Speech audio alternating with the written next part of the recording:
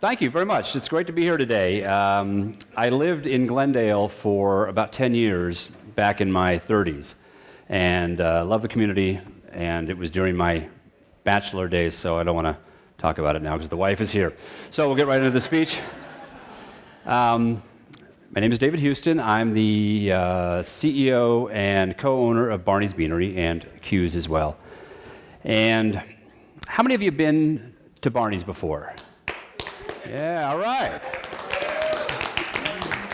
Thank you very much. I appreciate the contribution. The David Houston Early Retirement Trust Fund is sadly underfunded at this point, so come back as often as you can. If you haven't been to Barney's, I recommend chili with beans, washed down by a beer if you're 21. But be careful, it's an explosive combination. So, I want to talk to you a little bit about being in business and the challenges we face. I was asked to come and speak about the challenges specifically. I got to tell you, I've always dreamed of coming to a college and giving a speech to a large group of students and imparting my vast wisdom. But in my dream, it's a little bit different. In my dream, it's David Houston.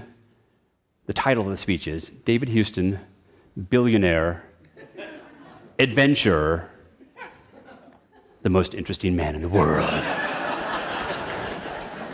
But sadly, I'm not a billionaire. And if you ask anybody that knows me, I'm not particularly interesting. So we'll go with what we have. I'm clearly a businessman that is challenged. So that'll be our topic today. How many of you want to go into business for yourself someday? Great, that's great. You will be embarking on the Lord's own work. I really mean that. I think that business is one of the great callings for young people. Because, how does our world really get better? And the politicians will tell you that they created a program, or they created more jobs, or they solved some broad social issue. But really, I think they just get in the way or do stupid things all the time. The world gets better, I think, because of business people taking a risk, providing a product or service that improves our lives. Where's the government great hotel, or iPad, or phone, or car? It doesn't exist. It's all private industry that does this. And because of private industry, things just get better and better, particularly in developed nations. 100 years ago, which is just a blink of the eye in history, the average lifespan was 47, which means you guys are all middle-aged, and I'm dead, right? Our diets were low in calories, our houses were small, travel was reserved for the super rich, and it was dangerous. Titanic, for instance. Nowadays, our houses are twice, 3 times as large. Our diets are too rich. Look at us. The common person can buy a car, travel around the country. Cars, we have cars. 100 years ago, cars were rare, roads were few. It's really a great time to be alive. And it's all because of business guys and gals having a dream, a vision, and seeing it through. So, but, the thing with starting a business or being a young person and wanting to go into business and be self-employed, it's kind of scary, right? I used to have all kinds of doubts. And how do you get there from here? Am I smart enough? Am I driven enough? Is there some kind of secret sauce that business guys have that I just don't have? I've got some good news. When I tell you my story, you'll realize if Dave can do it, anybody can do it. I can do it.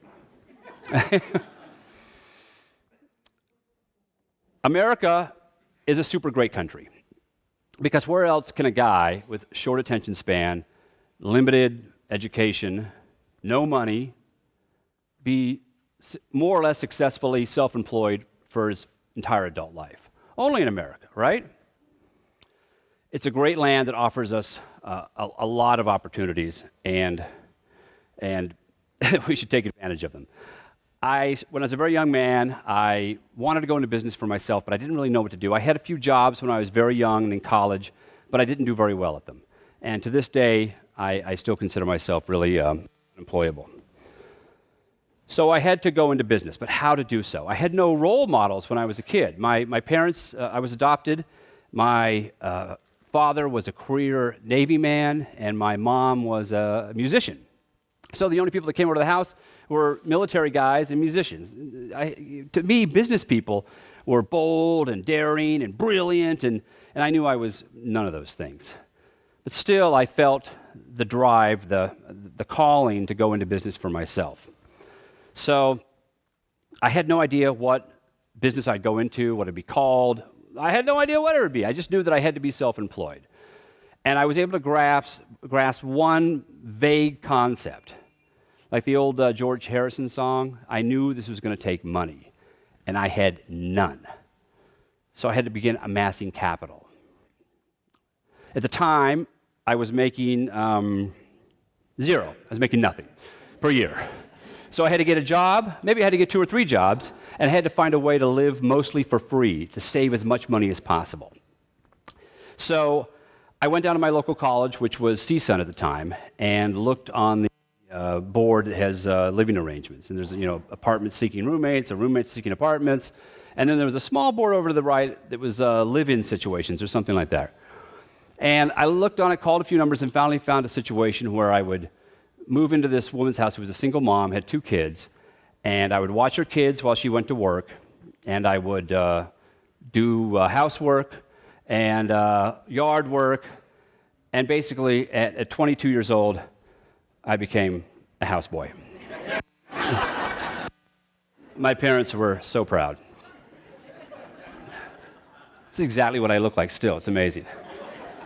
Underneath the 20 pounds of fat.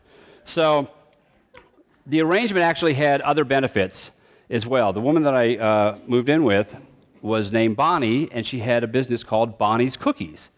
Fabulous cookies. She would bring home the cookie dough at the end of the night, and I would eat it until my mouth was raw. And then I'd keep eating it. It was so good. So she was my first self-employed businesswoman, business person that I was able to observe up close and kind of watch her habits.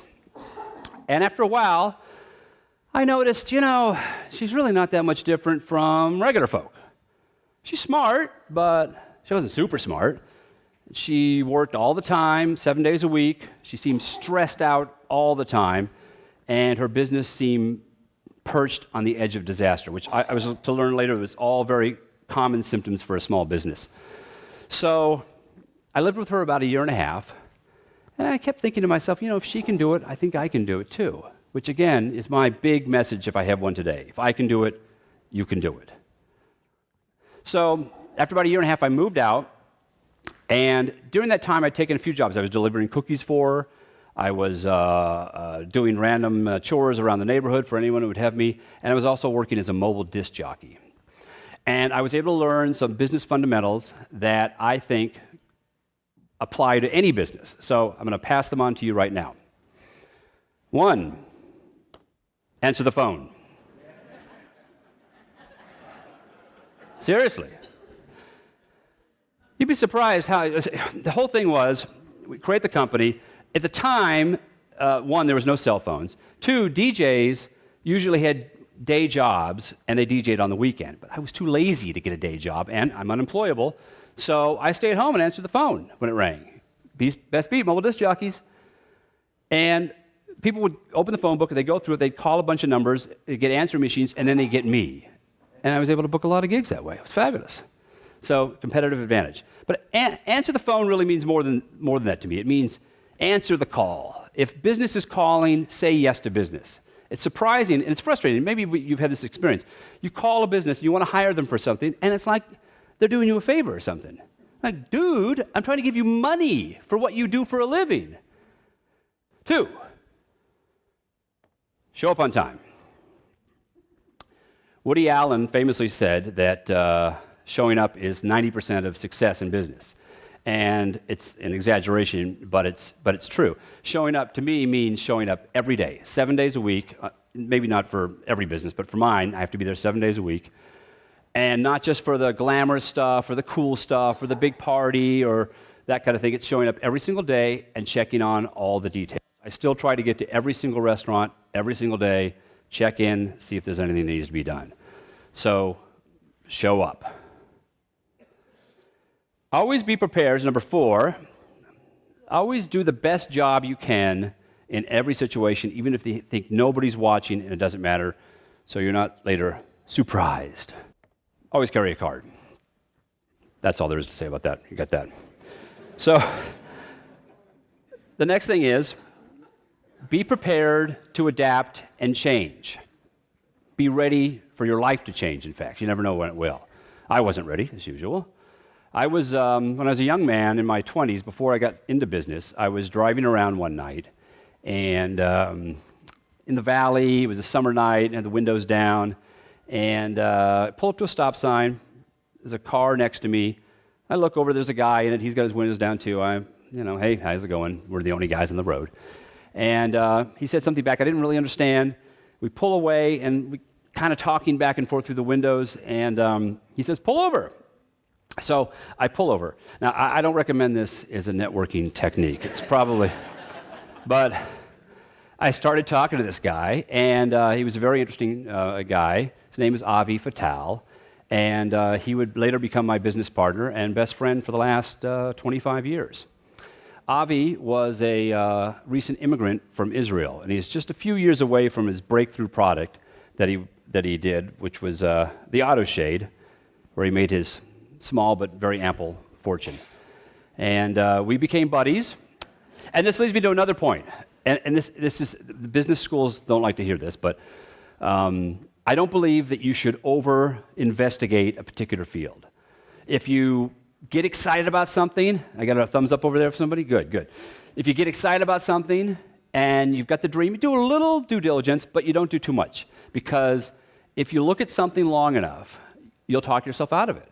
If I would have done extensive research, if I would have done any research on the restaurant business, I wouldn't have gone into it because it's too problematic. There's too many moving parts. Most restaurants fail.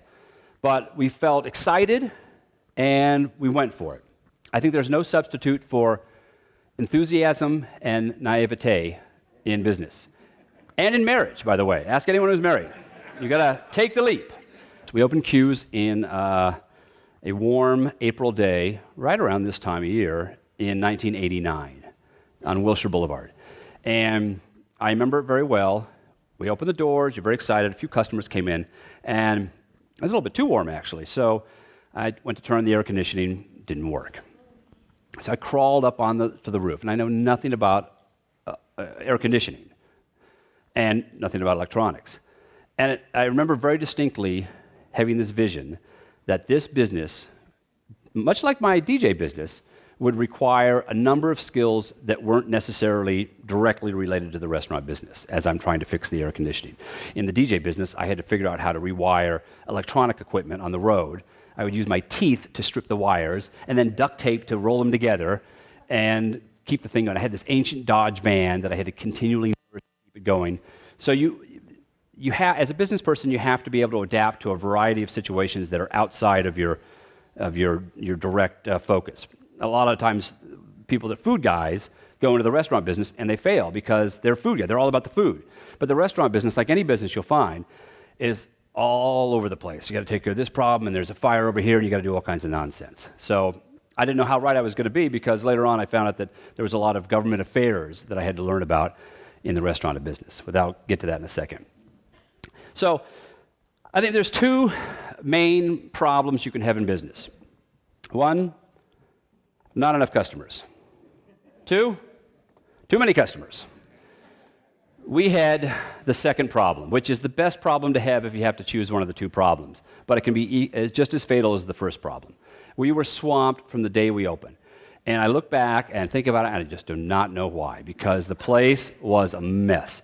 We didn't have any money, and we couldn't agree on a color, so we just painted the walls white. The building didn't have a sound system, so I just rolled in one of my DJ systems and hooked it up. And then in the evening, the old DJ, I'd put on songs. And back then, songs were on a 45 or on an album. So I'd have to get back to change the song. So I had basically 3 minutes and 15 seconds to solve any problem that happened in the restaurant. I'd put on a song, I'd run out, break up a fight, come back, put another song, run out, run some food. But it was good because it taught you to solve problems super fast, which is also a good trait in business. We had no lighting effects. We had basically cans like these in the ceiling. When we wanted to set the mood, we just turned all the lights off. So we sent out chicken sandwiches with no chicken. Everything went wrong. But for some reason, thank God we had pool tables, and it was just after The Color of Money came out, so the pool thing was really hitting hard. So we had the pool tables, and we were new, and for whatever reason, the crowds kept coming, which was great. It was great, but it was also a big problem. Too many customers gave us a big problem. We thought we were on Wilshire Boulevard, and you're on Wilshire Boulevard, you can do business. It's a normal place. So customers would park in the back at a little parking lot. They'd come in, they'd do their thing, and they'd go out, and they'd get in their car, and they'd leave. Sometimes they make a little bit of noise, but hey, we're on Wilshire Boulevard, right? Well, no. We had a neighbor in the back, several neighbors in the back that were disturbed by the noise. And this gave me another big life lesson. There are an unlimited number of crazy people in the world. One of them may find you in your business. God help you if he does. We had a few neighbors that had a problem with the noise. We said, no problem. We're not bad guys. We want to be good neighbors. So we closed the back door. We valeted to the front. The noise problem ended. But the crazy neighbor wouldn't stop. He called everyone, the city council, the fire department, the police. Fire department came in one night. This is how primitive we were. And the fire marshal walks up to Avi and I, and he says, how many people do you think you have in here? We said, a lot. Turned out a lot more than we were supposed to have, so we got cited for overcrowding. And then it turns out the building safety came in because the neighbor had called, and we didn't have the proper. Who knew you need a special permit to have pool tables?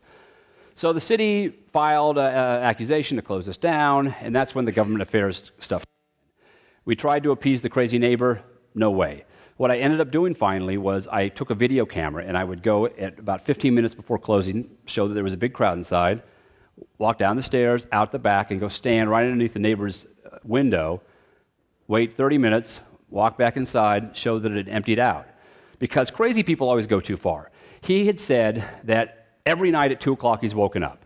So the videos proved that we'd really taken care of the problem. We went to the council office. Anyway, we were able eventually to stay in business. But we learned that we have to maintain relations with the local politicos, have to put in campaign contributions, have to play the game, especially when you're in the restaurant and bar business. So how many of you would like to go into the restaurant or bar business after that? Good. Oh, only one. Okay, good. Okay, you're crazy. It's crazy. It's crazy. It's a terrible business, but it's also a great business. So I'll give you the great side of it.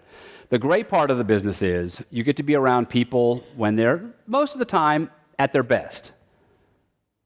Having a good time. No goats allowed. So, when you go out at night, you go out with your friends, and you're going out to have a good time. No one goes out to have a bad time. I tell the staff that all the time. All we have to do is get out of their way, bring them their drinks, their food, put on the right song, put on the Lakers, done, job done, we can go home. So people are happy, the staff is young, and they're excited to make money. So you're around a bunch of happy people doing happy things. This is a serious thing you should consider in your job quest. If you go into the law, don't go into the law. Everyone's fighting all the time, or accounting. So try to find a job that you're around happy people all the time. And you'll be happier. So that's the original one in Hollywood. Opened up Pasadena, Santa Monica, Burbank, and Westwood.